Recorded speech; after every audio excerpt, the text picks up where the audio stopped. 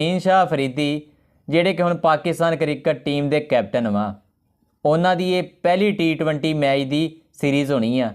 ਅਗਰ ਤੇ ਉਹ ਹਾਰ ਗਏ ਤੇ ਸ਼ੁਰੂਆਤ ਹੀ ਹਾਰਨ ਤੋਂ ਹੋਣੀ ਉਹਨਾਂ ਦੀ। ਦੋਸਤੋ, ਸ਼ਹੀਨ ਸ਼ਾਹ ਅਫਰੀਦੀ ਵਾਸਤੇ ਪਹਿਲੀ ਸੀਰੀਜ਼ ਆਏ T20 ਮੈਚ ਦੀ।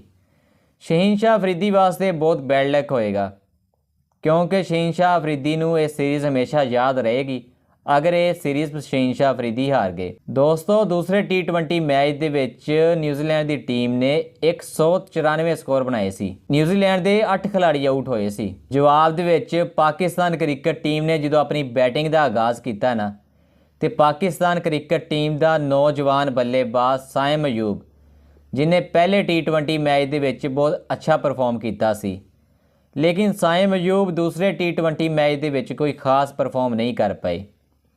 ਦੂਸਰੇ T20 ਮੈਚ ਦੇ ਵਿੱਚ ਸਾਇਮ ਅਯੂਬ ਸਿਰਫ 1 ਸਕੋਰ ਬਣਾ ਸਕੇ।